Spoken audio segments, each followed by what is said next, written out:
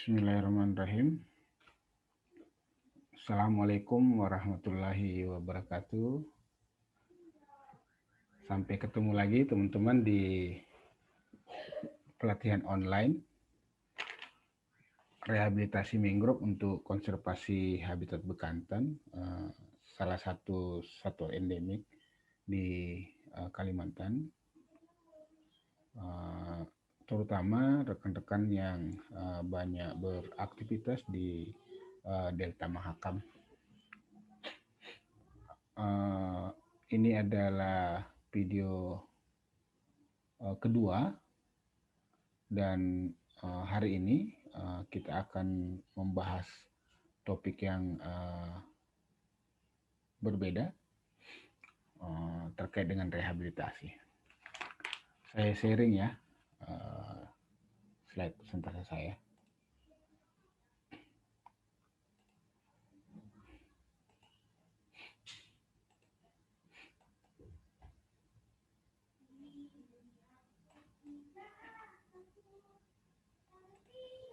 Ya, topik kita kali ini adalah terkait rehabilitasi mangrove untuk perlindungan habitat bekantan. Kita akan menspesifikkan nanti tentang bagaimana sih sebenarnya menilai teknik apa yang baiknya digunakan sesuai dengan kebutuhan lokasi di rehabilitasi di tempat kita masing-masing.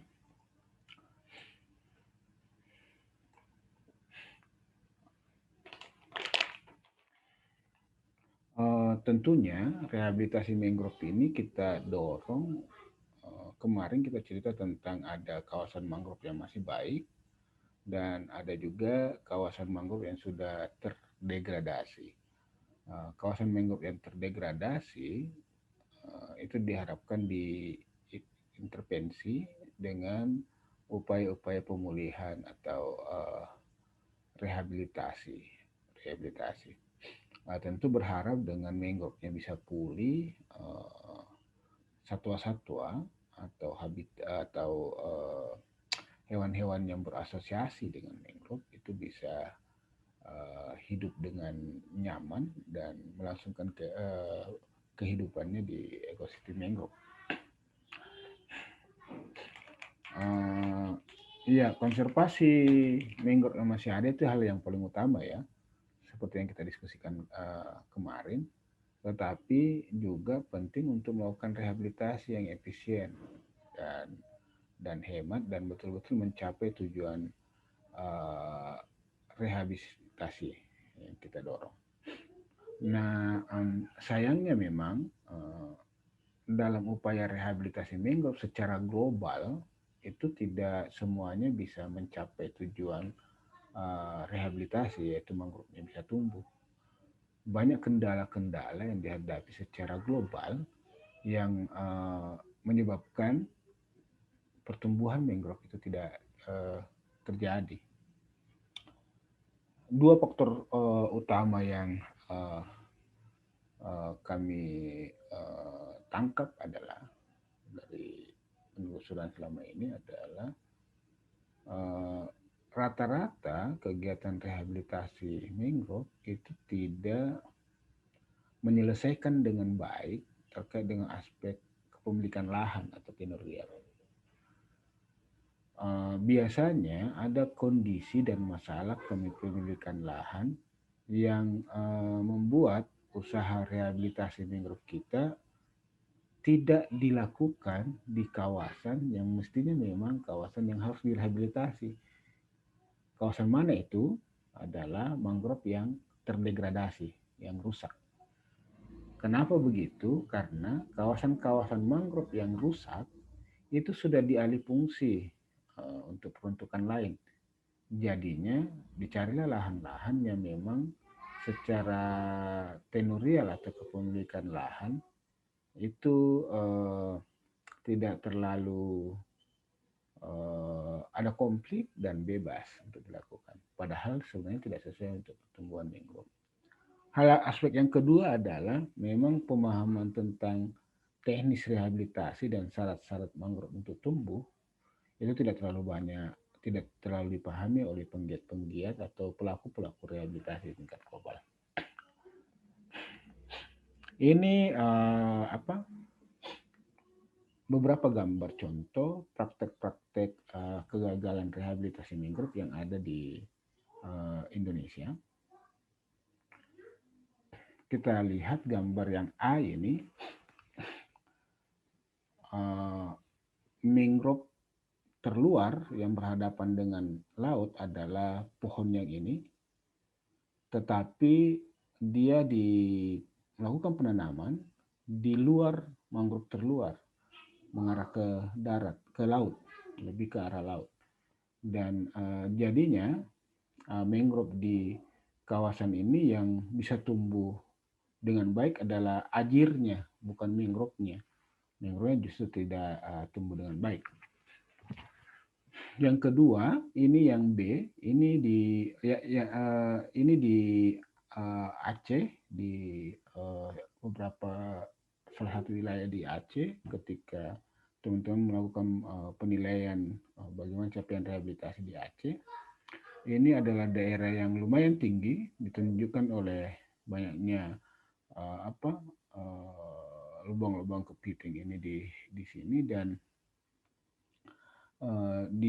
ada akrostikum yang tumbuh di wilayah ini. Yang ditanam di sini adalah jenis Rhizopora, dan alhasil juga yang tumbuh adalah ajirnya, mangrove-nya justru mati. Bukan tumbuh ya, yang bertahan adalah ajirnya, mangrove-nya justru mati, tidak hidup. Yang C ini adalah salah satu lahan bekas tambak di Gorontalo yang dilakukan rehabilitasi. Lahannya tergenang terus pada saat kondisi surut, masih banyak genangan air di dalam, dan menyebabkan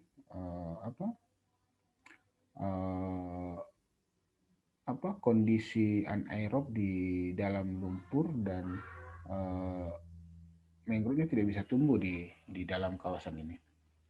Dan yang D adalah penanaman yang langsung kita lihat di di beberapa upaya rehabilitasi mangrove yang ada di Indonesia itu terlalu mengarah ke laut. Kenapa keempat contoh-contoh kegagalan rehabilitasi mangrove ini terjadi? Nanti kita akan coba sama-sama lihat setelah kita membahas terkait dengan teknis-teknis pertumbuhan mangrove. Secara dasar, sebenarnya mangrove adalah tumbuhan yang hidup di wilayah intertidal atau di wilayah pasang surut dan bisa mengadaptasi kondisi penggenangan air. Mari kita lihat ininya. Di mana itu wilayah pasang surut? Wilayah pasang surut adalah dari surut terendah sampai ke pasang tertinggi. Itulah wilayah pasang surut. Tapi di mana mangrove tumbuh? Mangrove tumbuh sebenarnya tumbuh di muka air laut rata-rata sampai pasang tertinggi. Dan keberadaan mereka, ketinggian substratnya berdasarkan tadi topografi dan penggenangannya terhadap air pasang surut, aliran pasang surut, itulah yang sebenarnya menentukan jenis-jenis apa yang tumbuh.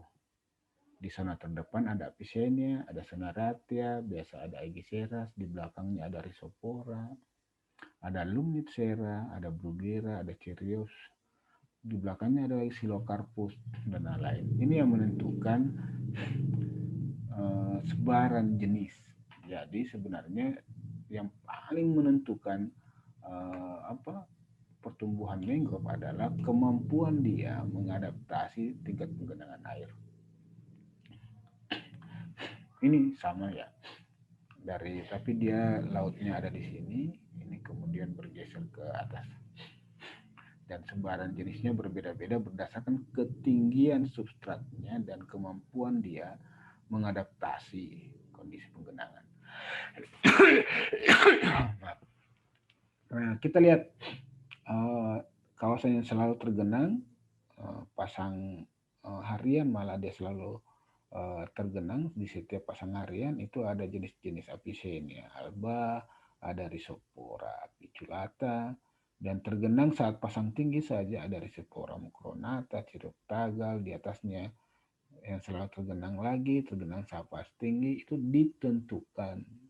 menentukan jenis-jenis spesies yang tumbuh di sana.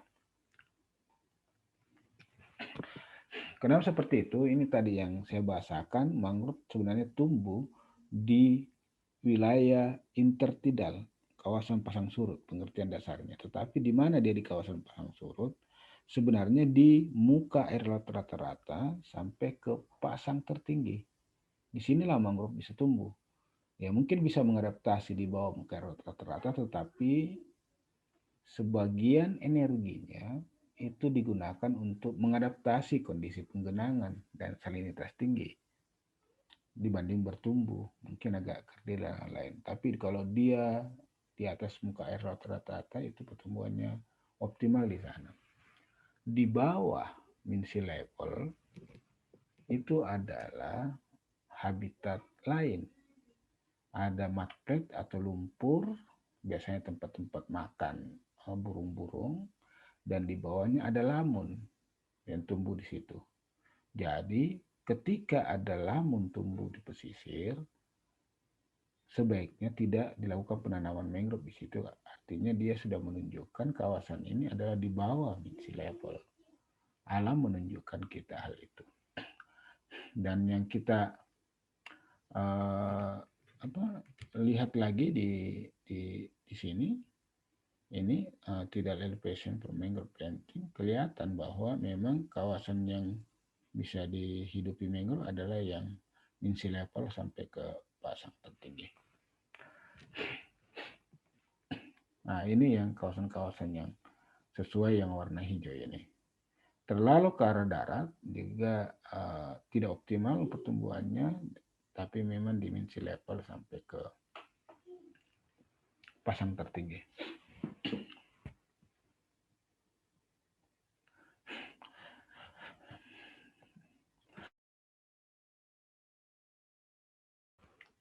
Durasi genangan pasang surut itu sangat menentukan tadi bagaimana pertumbuhan mangrove-nya.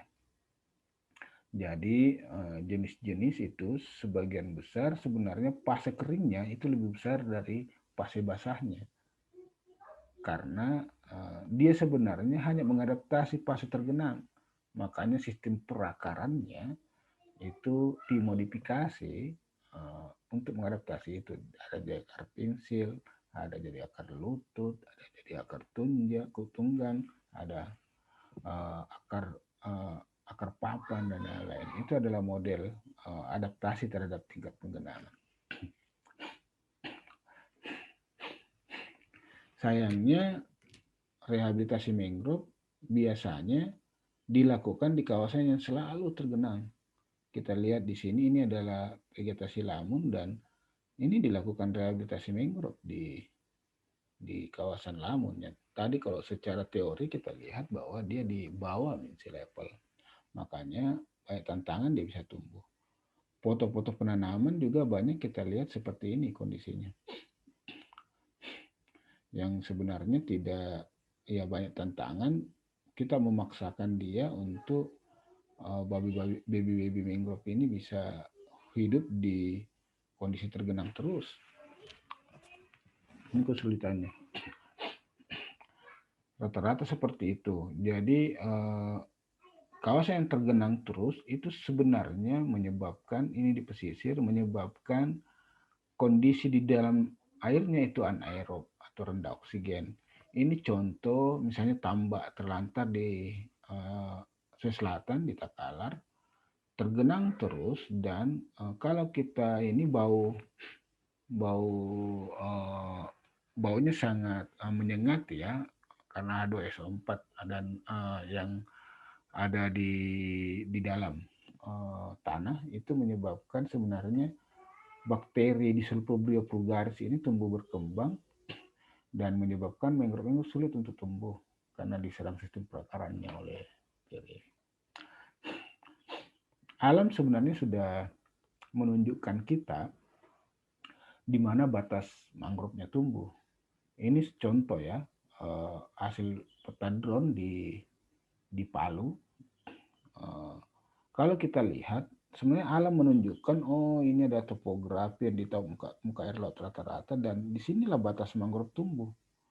Ke arah laut yang vegetasi lamun, kemudian terumbu karang, dan laut dalam, di dalam sini, itu mangrove sulit tumbuh karena mereka sulit untuk mengadaptasi tingkat penggenangan. Sehingga kalau mau melakukan rehabilitasi, sebaiknya di dalam mangrove terluar ini, ke dalam sini. Kecuali terjadi proses sedimentasi ya, kawasannya tersedimentasi dan ada pertambahan sedimen terus menerus di luar. Kalau sedimennya sudah terkumpul, mungkin mangrove-nya bisa tumbuh di luar. Tetapi kalau kondisinya adalah normal dan tidak terjadi sedimentasi yang besar, itu idealnya di dalam kawasan sinilah yang sesuai untuk pertumbuhan mangrove. Jadi alam sudah menunjukkan kita kondisi yang sesuai.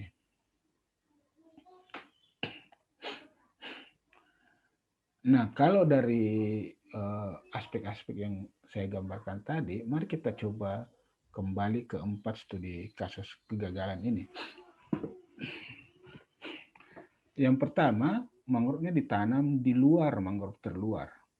Artinya kawasan yang ini adalah di bawah muka air laut rata-rata. Kawasan ini itu uh, uh, apa periode basahnya itu lebih banyak daripada periode keringnya, sehingga mangrove sangat sulit mengadaptasi kondisi itu. Dan yang ditanam adalah rhizopora juga di luar, dan tergenang terus, jadinya dia bisa tumbuh karena mestinya ditanam di atas, di antara mangrove terluas sampai ke kawasan di daratan. Cuman biasanya yang di luar ini kawasannya sudah dialih fungsi atau dimanfaatkan untuk peruntukan lain. Jadi lazim upaya rehabilitasi mangrove kita dilakukan di luar karena di sini kurang kompleks lahan. Pada secara teknis ini bukan kawasan yang bisa ditumbuhi oleh mangrove. Yang di sini ada kesalahan penentuan jenis untuk rehabilitasi. Jenis Rhizopora tadi yang kalau kita lihat zonasi pertumbuhan mangrove itu cenderung di kawasan yang hampir di atas muka air rata-rata, di dekat muka air rata-rata, ini ditanam di daerah yang tinggi, yang ada acrostichum dan lain-lain. Artinya Rhizopora tidak cocok ditanam di sini. Mungkin jenis-jenis mangrove yang daerah tinggi, misalnya Psilocarpus, acrostichum, dan lain-lain. Juga penting untuk memahami sebenarnya dulu kawasan ini tumbuhi apa. Jadi jenis itulah yang kemudian kita rehabilitasi di situ. Yang C ini tambah terlantar, sering terendam terus, dan Rhizopora ditanam di sini, mangrove ditanam di sini. Tadi ada kondisi anaerob di lumpur-lumpur ini yang menyebabkan bakteri-bakteri anaerob seperti Disulfobria vulgaris tumbuh dan menyerang perakaran dan juga membusukkan propagul mangrove yang ditanam. Dan juga lumpurnya biasanya terlalu cair dan mangrove tidak bisa tumbuh. Ini juga yang menyebabkan kawasan ini tidak bisa tumbuh. Yang D juga sama, dia terlalu sering tergenang, hampir sama dengan yang di kasus yang A. Nah, ini potret-potret praktek-praktek rehabilitasi yang sering kita temukan dan lazim dilakukan. Tantangannya berbeda-beda. Ada tadi tantangan terkait dengan kepemilikan lahan, ada juga terkait dengan jenis yang tidak sesuai, dan ada juga tantangan memang tidak memahami secara teknis upaya rehabilitasi yang dilakukan.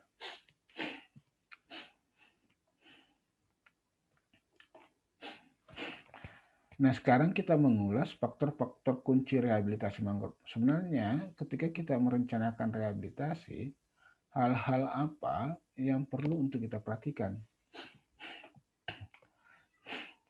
Nah, ini salah satu tools untuk menilai peluang rehabilitasi mangrove. Saya tidak perlu jelaskan secara detail.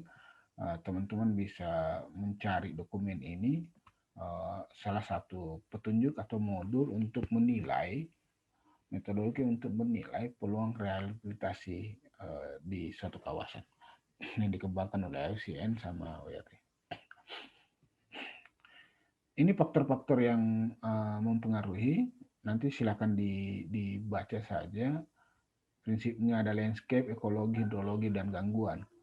Jadi bagaimana kondisi landscape-nya secara menyeluruh, bagaimana kondisi ekologinya, bagaimana kondisi saluran pasang surut atau hidrologinya, dan bagaimana faktor gangguan yang ada di dalam kawasan itu. Ini akan kita ulas satu-satu di dalam presentasi ini.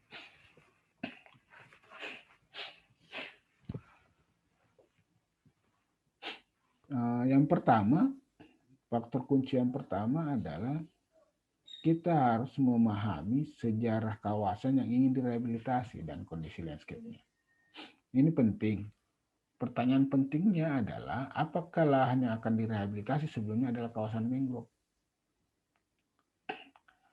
Sebaiknya rehabilitasi dilakukan di kawasan yang memang sebelumnya mangrove, karena tujuan rehabilitasi adalah mengembalikan fungsi mangrove yang hilang.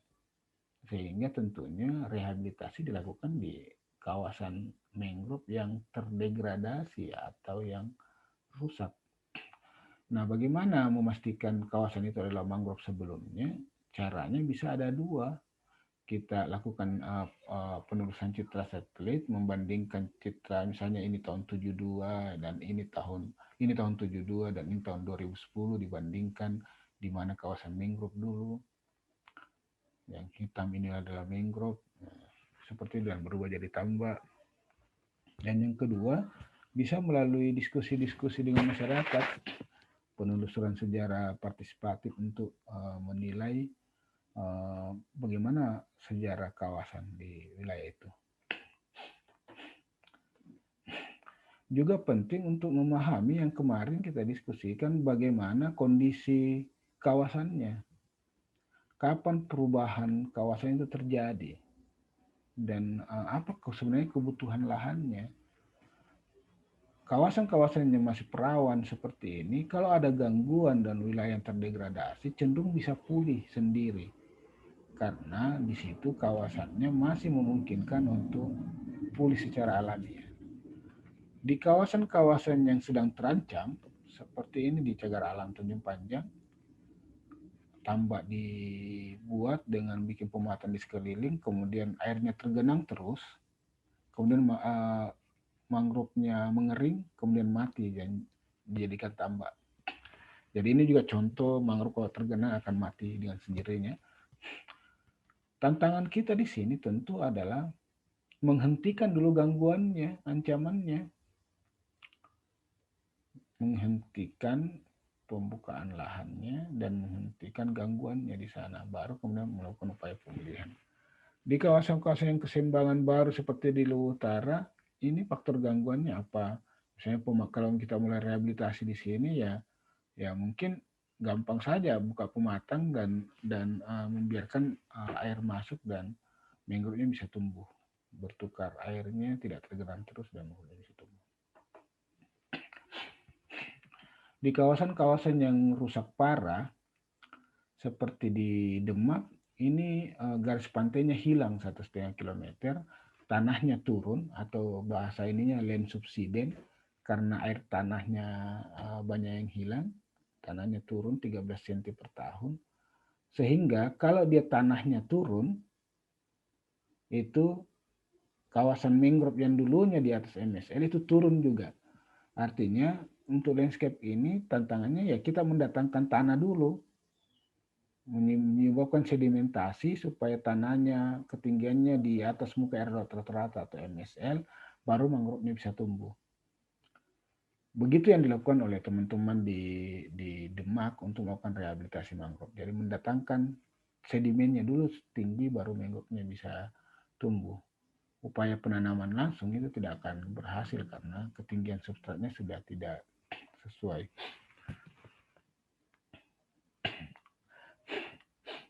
Nah, juga harus paham bagaimana kondisi pesisirnya. Lahan-lahan yang stabil atau akresi atau erosinya rendah itu mungkin akan mudah untuk direhabilitasi. Tapi lahan-lahan yang tererosi ini akan sulit. Faktor gangguannya adalah ombak dan erosi. Jadi bagaimana mengatasi dulu faktor gangguannya, erosi dan ombaknya, baru melakukan rehabilitasi. Tapi di lahan-lahan yang cepat sekali tersedimentasi, tanpa intervensi pun, kalau bibitnya ada di situ, mangrove-nya akan tumbuh secara alami, secara langsung. Jadi memahami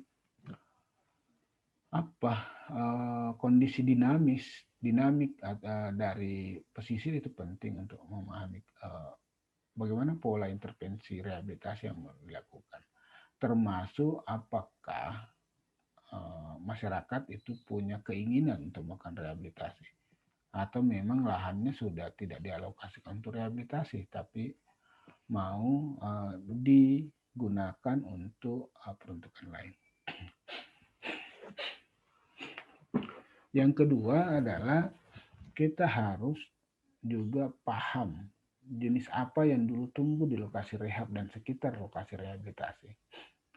Jenis apa yang dulu tumbuh, itu kita berharap jenis yang dulu tumbuh di kawasan itu, itulah yang kita upayakan untuk tumbuh. Apakah memungkinkan, apakah kondisinya sama dengan dulu dan dia bisa diupayakan untuk tumbuh lagi. Yang kedua, jenis apa yang tumbuh di sekitar lokasi rehab, ini sangat menentukan kita untuk apakah bibit mangrove itu bisa masuk sendiri ke kawasan dan tumbuh alamiah, ataukah dengan mengetahui jaraknya, ataukah kita perlu mendatangkan bibit itu dan membantu proses penanaman. Karena bibit terbaik adalah bibit yang ada di sekitar lokasi. Jadi biasanya kami meneliti jenis-jenis mangrove yang dulu pernah ada di sana dan memahami musim berbuahnya atau penologi untuk paham kondisi ini dan juga bagaimana jaraknya dari lokasi. Dan di alam sebenarnya ketinggian substrat itu mengatur di mana mangrove-nya bisa tumbuh. Ini penelitian-penelitian yang sempat dilakukan bahwa ternyata jenis ini, jenis Avicennia itu tumbuh sekitar 18 cm di atas MSL. Jenis ini ada yang tumbuh 27 cm di atas MSL. Seperti itu juga, jadi kita melakukan pengukuran di kronosir atau hutan-hutan referensi di sana dan melihat secara alami mereka tumbuh di ketinggian berapa. Nah, dibandingkanlah dia dengan lokasi yang akan kita rehabilitasi.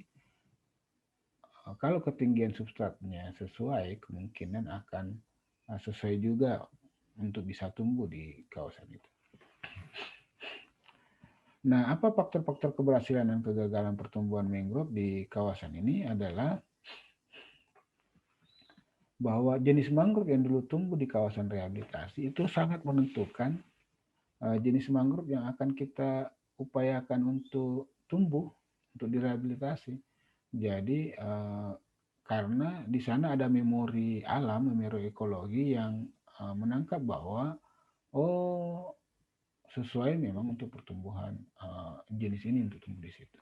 Kemudian bagaimana mendorong untuk spesiesnya lebih beragam, tidak monospesies atau tidak satu spesies saja yang direhabilitasi, tapi menyesuaikan dengan zonasi mangrove-nya yang ada di kawasan itu.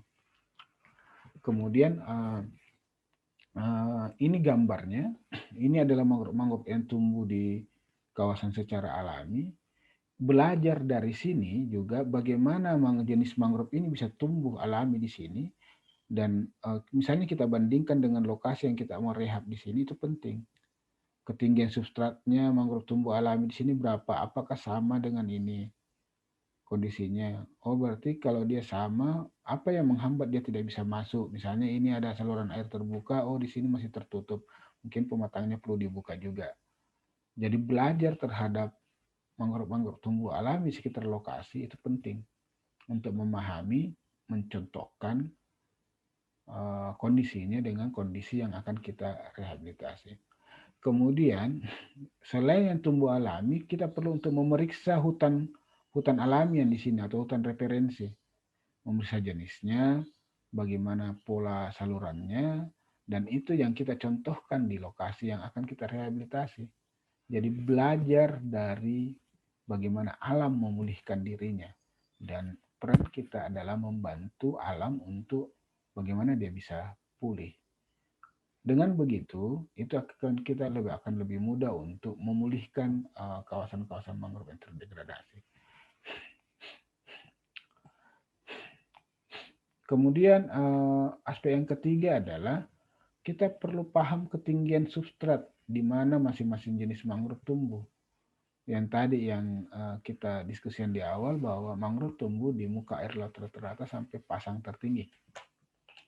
Dan persebaran jenisnya itu berbeda-beda. Ini yang dilakukan teman-teman di Sungai Hitam Lestari di Samboja. Mereka mengukur jenis-jenis apa yang tumbuh dan berapa ketinggiannya. Dan biasanya ini dilakukan secara sederhana, ini pakai selang air, pakai water pass yang biasa digunakan oleh tukangnya. Dan membandingkan antara ketinggian substrat di mana mangrove tumbuh dengan ketinggian substrat di mana kita mau melakukan rehabilitasi. Kalau yang ini kebetulan saya bersama beberapa teman melakukan meneliti ketinggian substratnya menggunakan auto level, juga kita gunakan drone dan alat pengukur ketinggian. Ini itu menggunakan teknologi, tapi cara sederhana pun bisa dilakukan. Nah, faktor keberhasilannya dengan paham karakter spesiesnya, ketinggian substratnya, bisa tumbuh, berapa durasi penggenangan, progresi genangannya, kita bisa paham sebenarnya di mana lokasi yang sesuai dia tumbuh. Dan berharap kita mengupayakan jenis-jenis yang sekitar kawasan ini yang diharapkan tumbuh di dalam kawasan direhabilitasi.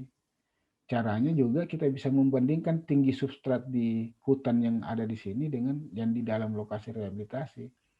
Kalau dia sesuai, ya jenis-jenis itulah yang diupayakan tumbuh. Jadi betul-betul belajar dari alam. Nah ini posisi ketinggian substrat, min sea level, muka air rata-rata sampai ke pasang tertinggi, dan jenis-jenisnya itu berdasarkan kemiringan lahan ini yang tadi kita sampaikan. Ini bagaimana sebaran jenis berdasarkan ketinggian substrat, dan teman-teman bisa baca di sini kalau dari muka air rata-rata sampai ke itu rata-rata jenis-jenis mangrove yang tumbuh sampai ke min high water need istilahnya, atau wilayah yang mendapatkan pasang surut harian, setiap hari mendapatkan pasang surut, tetapi tidak sepanjang hari ya. Misalnya kalau tipe pasangnya diurnal, 2 kali pasang 2 kali surut, jadi dia mendapatkan pasang 2 periode pasang dalam satu hari. Atau kalau dia semi diurnal berbeda lagi. Nah, jenis-jenis yang tumbuh di situ seperti ini, api-api, pedada atau sampai laut, bakau dan lain-lain. Beda dengan jenis-jenis yang mendapatkan penggenangan air tawar dari kawasan dari yang setiap hari yang kawasan yang hanya setiap 2 minggu dia mendapatkan aliran pasang surut. Itu jenis-jenisnya berbeda lagi. Di atas sini Bruguera, kemudian Cheerios dan lain-lain. Beda lagi dengan yang di atasnya, yang hanya dapat aliran pasang surut itu mungkin setiap bulan atau bahkan ada juga yang dalam 1 bulan tidak ada pasang surut, nanti pasang tinggi baru dapat pasang surut. Dan jenis-jenis ini yang tumbuh itu sangat diatur oleh itu tadi, tingkat seberapa sering dia mendapatkan aliran air pasang surut. Nah, yang keempat adalah bagaimana kita mengamati faktor gangguan dan penghambat terjadinya pertumbuhan alami mangrove. Ini yang paling penting, kita paham apa sebenarnya yang menyebabkan mangrove-nya tidak bisa tumbuh di situ. Apa yang menghambat, apa yang mengganggu. Dan fokus utama kita adalah sebelum melakukan upaya pemulihan, mengatasi faktor gangguannya. Bagaimana faktor gangguan ini diatasi, baru kemudian upaya menumbuhkan mangrove-nya. Karena sulit sekali mangrove-nya tumbuh kalau faktor gangguannya tidak hilang. Misalnya di A ini tambak terlantar.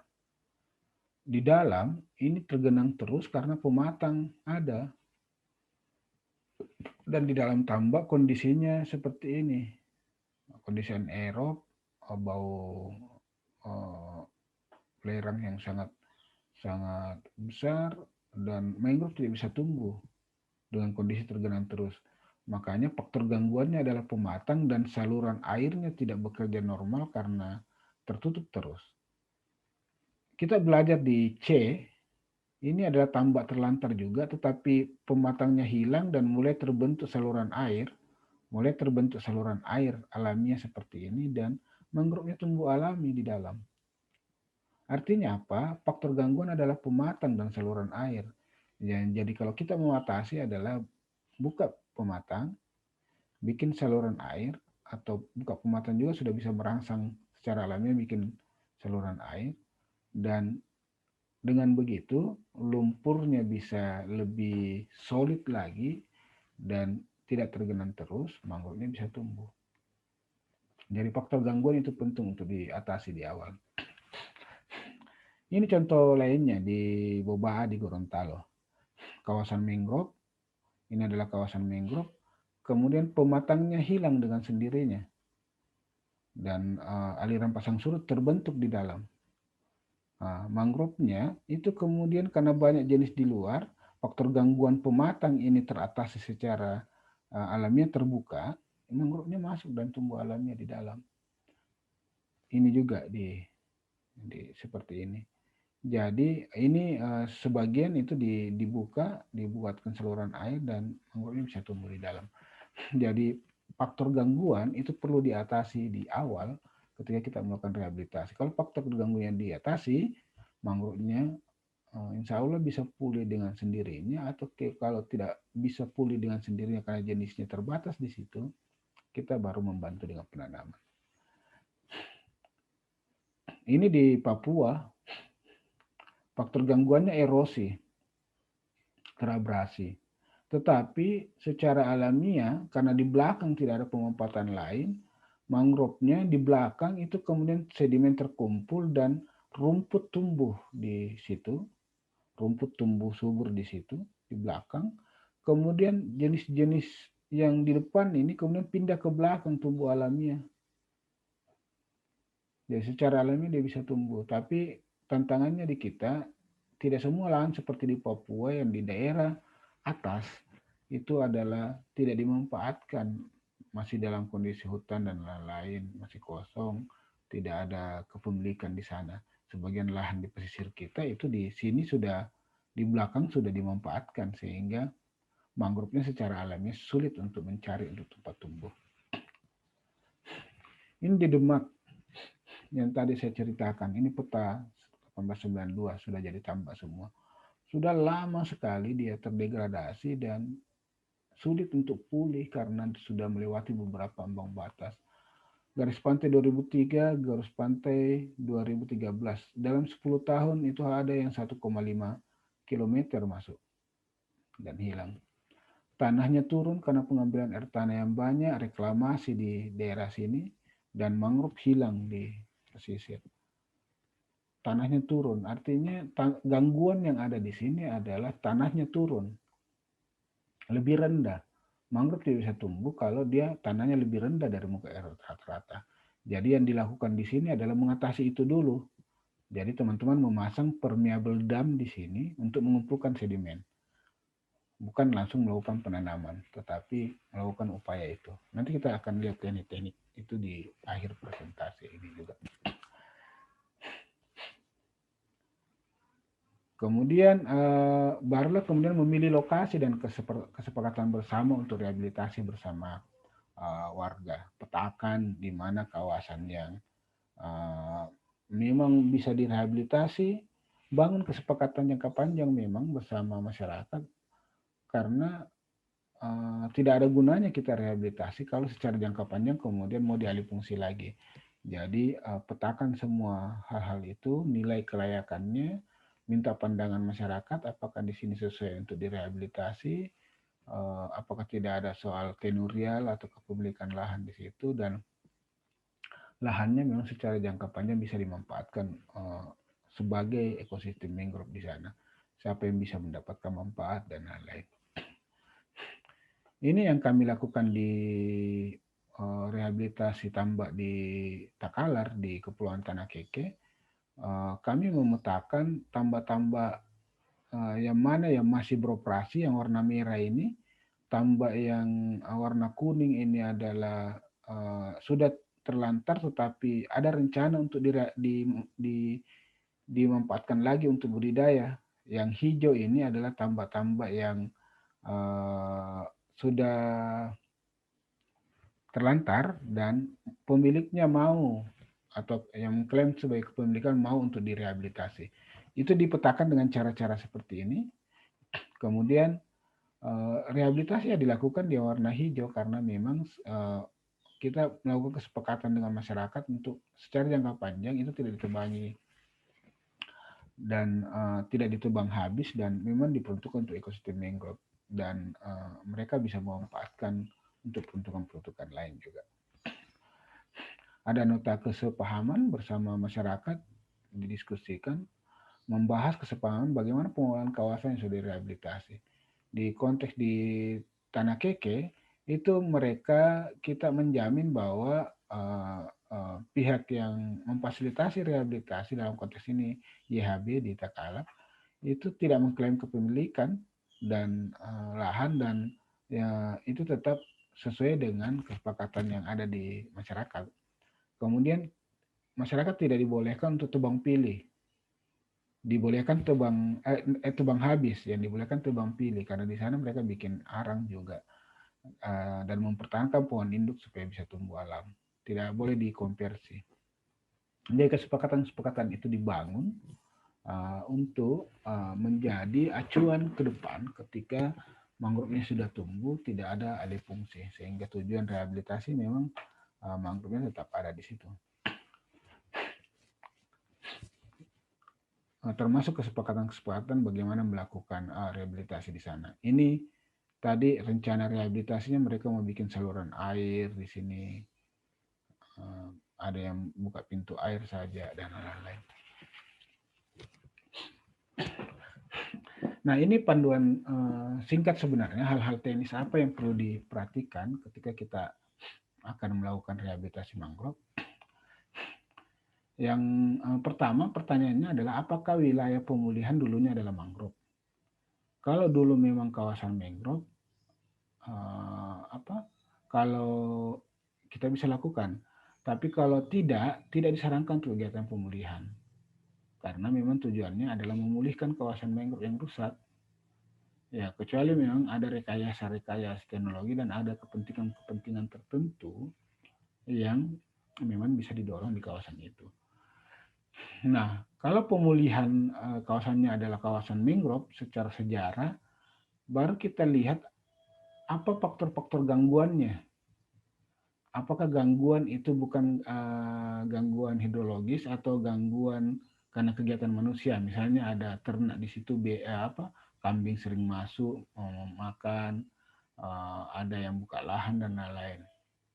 Kalau iya, kita buat dulu peraturannya dan bangun kesepakatan dengan warga bagaimana mengatasi gangguan non hidrologis ini, bukan gangguan ekologi. atasi dulu itu bersama masyarakat, rembukan bagaimana supaya itu bisa diatasi bersama. Karena kalau masih ada, tentu sulit untuk mangrove-nya tumbuh. Kalau tidak ada atau sudah diatasi faktor gangguannya, lihat lagi apakah ada gangguan hidrologi yang tadi ada pematang, mengganggu, saluran airnya terputus, dan lain-lain. Kalau ada gangguan itu, lakukan dulu pemulihan hidrologi. Buka pematangnya, bikin saluran airnya. Baru kemudian masuk ke pertanyaan berikutnya, kalau tidak ada gangguan hidrologi atau gangguan hidrologi sudah diatasi, apakah bibit-bibit alami sulit menyebar atau tersedia di situ?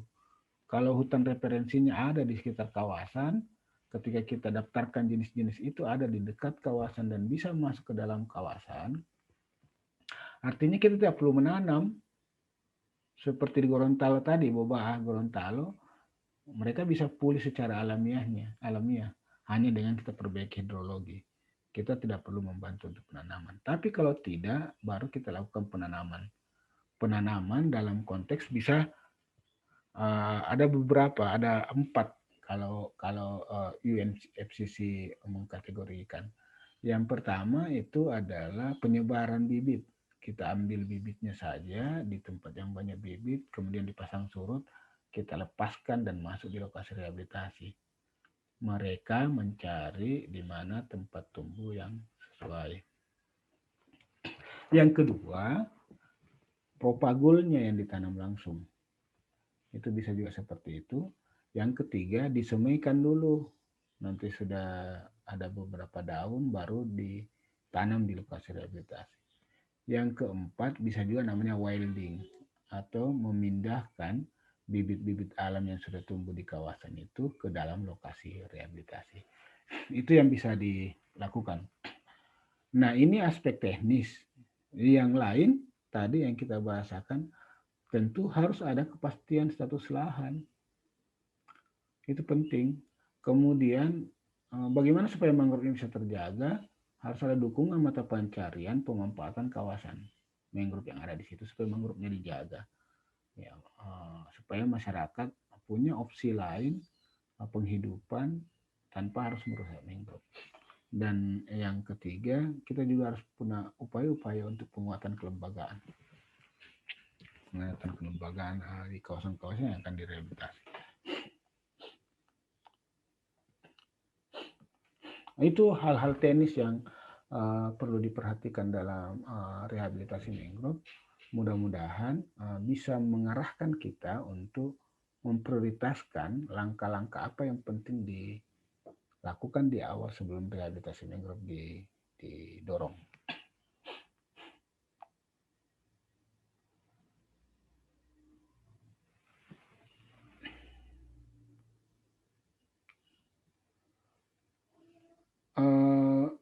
Kemudian hal lainnya adalah mari kita lihat teknik-teknik rehabilitasi yang mungkin bisa dilakukan, didorong. Lewis dan Gilmore itu adalah praktisi rehabilitasi secara global, itu mengkategorikan ada 4 teknik atau tipe rehabilitasi mangrove yang umum yang utama di dunia. Yang pertama itu penanaman tanpa perbaikan hidrologi. Ya, tadi kita banyak diskusi tentang perbaikan hidrologi ya. Ini langsung ditanam langsung saja, lahannya sesuai ditanami dan bisa tumbuh.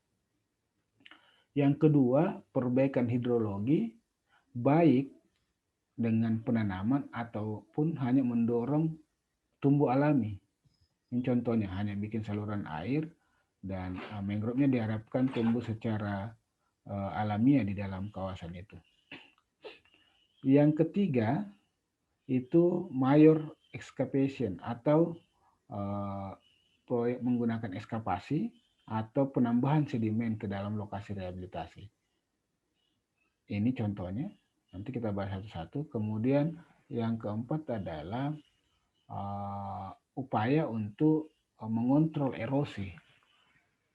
Upaya untuk mengontrol erosi karena faktor gangguan utamanya adalah erosi atau abrasi. Mari kita lihat contoh-contoh upaya rehabilitasi mangrove di kawasan-kawasan ini.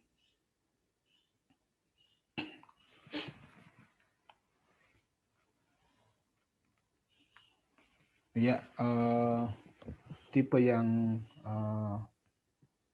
pertama, maaf,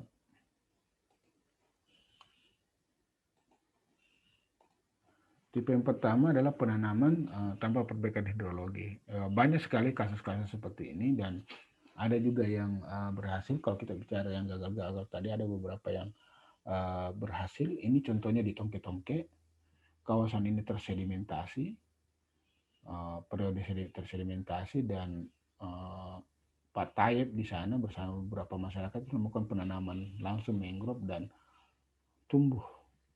berhasil tumbuh dengan baik di sana. Cuman karena terlalu rapat dan satu jenis, pohonnya itu kerdil-kerdil, kurus, tidak besar. Itu karena persaingan makanan, karena sangat dekat, ada yang jaraknya 50 cm, 50 cm, ada yang jaraknya 1 kali 1. Dan sekarang kawasan ini sudah jadi ekowisata mangrove. Faktor gangguannya tidak ada karena kawasan ini tersedimentasi dan dia bisa tumbuh. Yang kedua, ini teknik yang dikenalkan oleh Pak Cecep Kusmana di Gulu dan di tol di Muara Angke di Jakarta. Jadi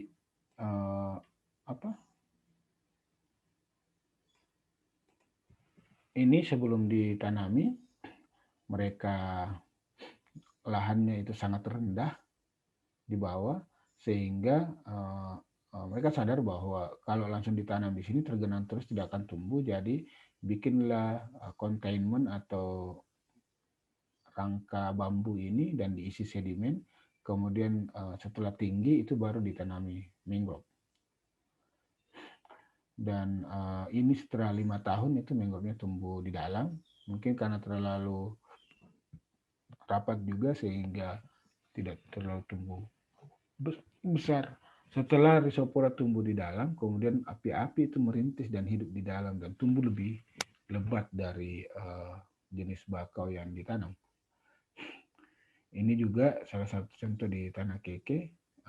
Tambak ini sudah terlalu rendah sehingga ditambahkan dengan bikin gundukan dan mangrove-nya bisa tumbuh di dalam. Seperti ini. Nah, tipe yang kedua adalah perbaikan hidrologi dengan penanaman atau natural recruitment. Ini adalah contoh kasus di Tiwoho, di Bunaken. Ada sekitar 20 hektar. Jadi tambak ini tambak di depan. Nah, tambak di depan ini tahun 2003 itu hanya dikelola 93, ini foto tahun 93, dibuka tambak oleh orang Korea, ditinggalkan, dan ketika pematangnya terbongkar di sini, mangrove-nya tumbuh alami di dalam, di tambak-tambak yang di depan, karena hidrologinya normal dan air keluar masuk tidak tergenang lagi di dalam situ.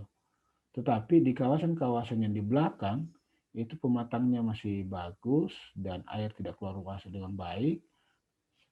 Jenis mangrove jarang yang tumbuh di dalam. Nah, kemudian kami bersama teman-teman dikelola di Manado bikin rencana untuk perbaikan hidrologi. Ada kawasan yang ditinggikan, ada kawasan yang hanya buka bikin saluran, ada kawasan yang perbaiki tanggulnya dan lain-lain, buka saluran air. Di rencana ini dilakukan di tingkat tapak. Kemudian kawasan ini berubah dari Maret 2005 dilakukan upaya itu, Juli sudah banyak yang tumbuh, dan September 2016 besar-besar karena perbaikan hidrologi itu. Begitu juga di B ini begitu, kemudian September 2016 itu dia tumbuh besar. C juga begitu, ini Cherryops mulai merintis dan dia semakin besar. Di E seperti ini dan September 2016 itu semakin besar. Jumlah spesiesnya 5.050 bibit per hektar. Sudah lumayan sekali. Dan ini perubahan lahannya, ini ketika dibuka 2011 sudah gunung di belakang sama itu sudah besar-besar. Secara menyeluruh kita lihat perubahan lahan 2003 dan 2015, ini lahan-lahan yang kosong ini sudah dipenuhi oleh mangrove. Sebagian itu di uh, natural recruitment atau tumbuh secara alami dengan bibitnya masuk, sebagian ada yang uji coba penanaman. Ini kita lihat perubahan lahannya setelah rehabilitasi 3,42 hektar di tahun 2003 dan di tahun 2016 itu bertambah di 12,60 hektar kawasan mangrove. Nah, contoh yang kedua itu adalah perbaikan hidrologi dengan penanaman dan natural recruitment di Tanah Keke Island di Takalar, Sulawesi Selatan. Ini sekitar 582 hektar mangrove direstorasi di kawasan ini. Ini pada tahun 76, hitam-hitam ini adalah mangrove yang kemudian banyak dikonversi menjadi tambak, kecuali ada beberapa kawasan yang dilindungi secara alamiah, itu masih menjadi mangrove. Ketika masuk di kawasan, kita melihat begini potretnya. Ada beberapa kawasan yang pematangnya masih utuh dan mangrove tidak tumbuh di dalam. Beberapa kawasan yang pematangnya terbobol dan saluran air terbentuk, ini mangrove-nya tumbuh di dalam. Mari kita lihat secara menyeluruh. Nah, ini kawasan yang pematangnya sudah bobol dan saluran air terbentuk, mangrove-nya tumbuh secara alamiah. Tetapi kawasan-kawasan yang pematangnya masih melindungi tambaknya, airnya tidak keluar masuk dengan normal, akhirnya dia lumpurnya bau belerang terus karena tergenang terus, dan mangrove sulit tumbuh di sini. Lumpurnya terlalu cair juga, mangrove sulit untuk tumbuh. Nah, tadi mencontoh dari kondisi ini, lahan ini itu diperbaiki hidrologinya dengan di beberapa kawasan kita bikin saluran air menghubungkan darat dan wilayah tambak itu sampai 1 kilometer, bekerja sama masyarakat bikin saluran air untuk menghubungkan kawasan ini. Ada juga yang hanya buka pintu air, ada yang bikin saluran yang sifatnya tersieri atau tersier, ada yang sekunder tadi yang kita buat saluran panjang itu sekunder, ada yang kita naikkan beberapa senti substratnya dengan uji coba pakai pagar bambu ini. Begini penampakan saluran yang dibuat dan pagar bambu tadi. Dan kita lihat dari atas kawasannya, ada kawasan-kawasan yang hanya dibuka pematangnya itu dan ada saluran sekunder yang dibuat yang kaku ini bentuknya, itu merangsang terbentuknya saluran-saluran tersier di kawasan ini. Begitu jadi beberapa kawasan. Dan ketika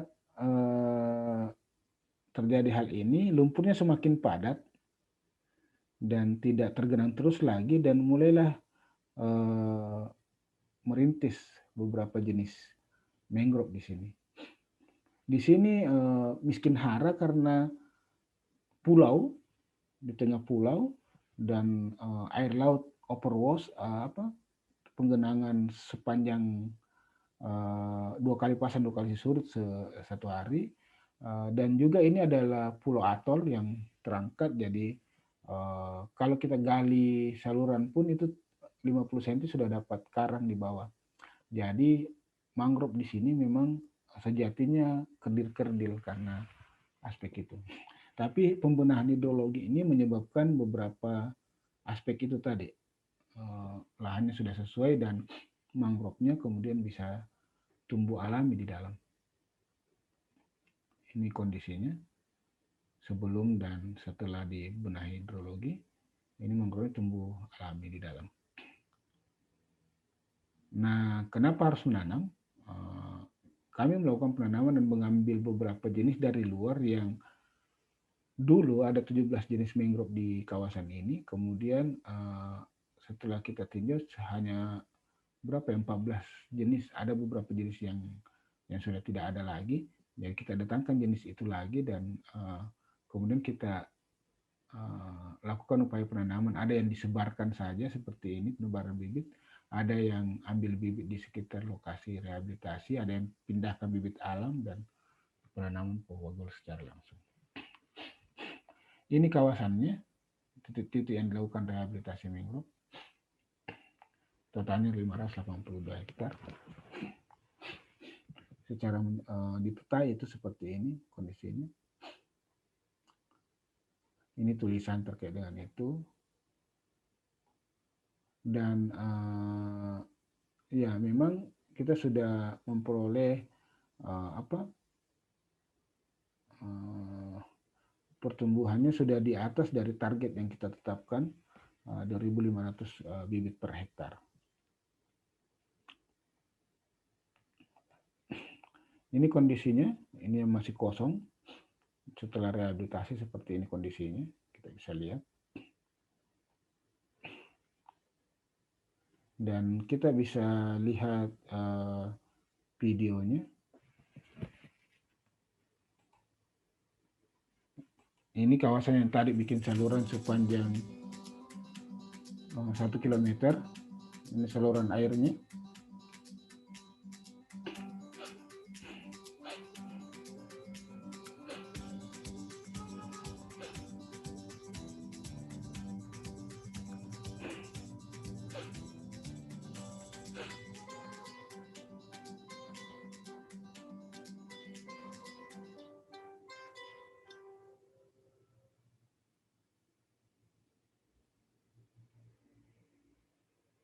Ya, ada yang yang tumbuh alami, ada beberapa sebagian yang ditanam.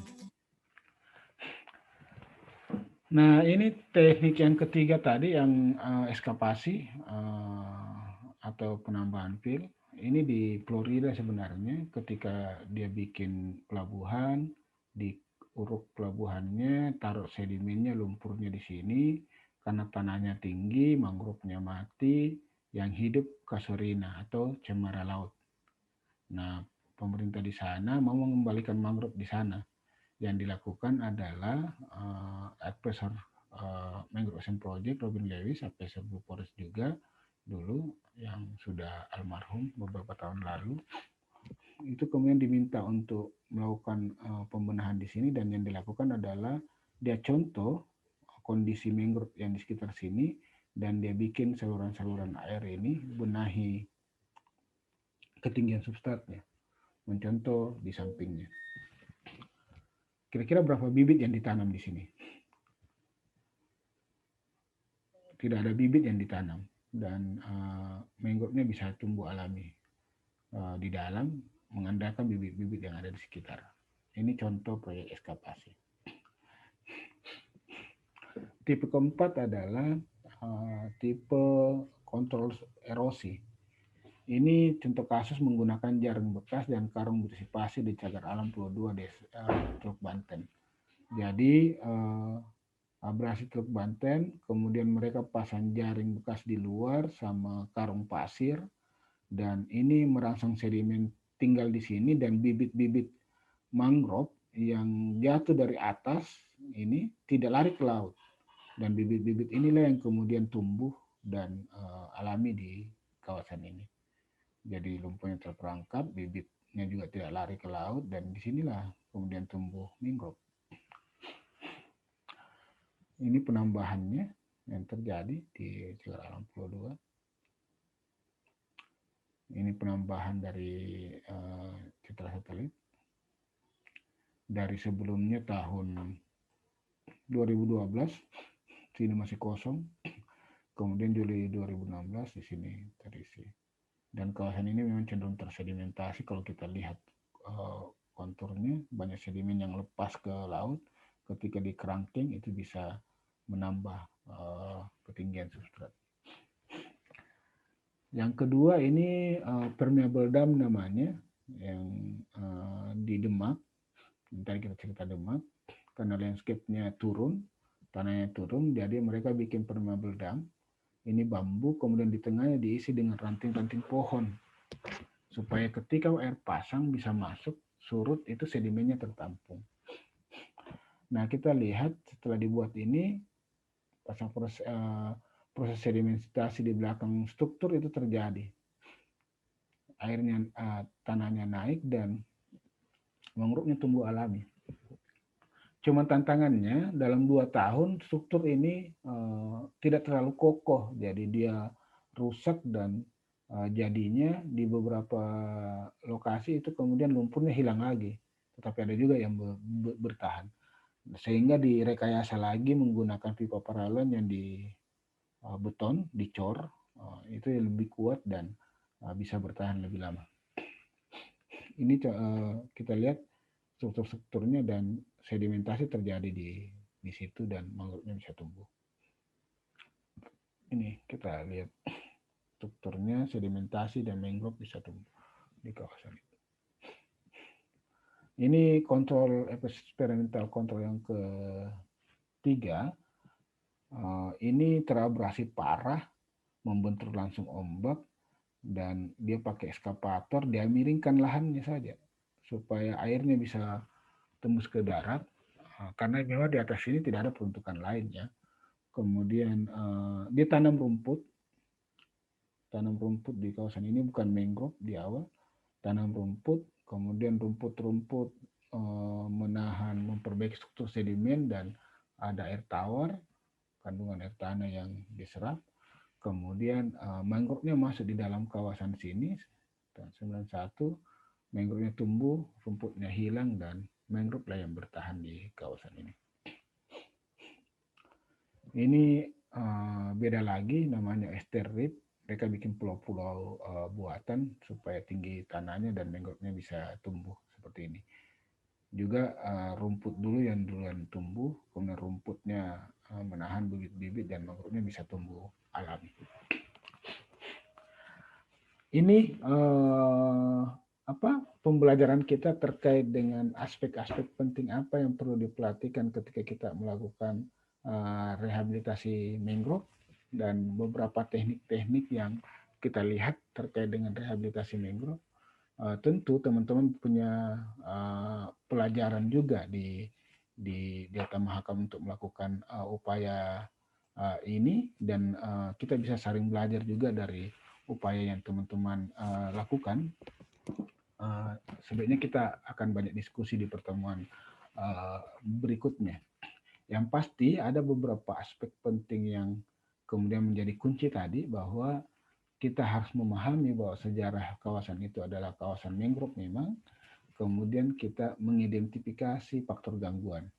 Fokus utama rehabilitasi mangrove kita adalah bagaimana mengatasi faktor gangguannya, menghilangkan faktor gangguannya, dan berharap dengan begitu mangrovenya bisa tumbuh alami, atau kemudian kalau tidak bisa tumbuh alami, kita berupaya membantu dengan penanaman secara langsung. Ini sharing pembelajaran kita kali ini, semoga bermanfaat. Terima kasih atas perhatiannya, dan kita ketemu lagi di pertemuan berikutnya. Terima kasih semuanya. Assalamualaikum warahmatullahi wabarakatuh.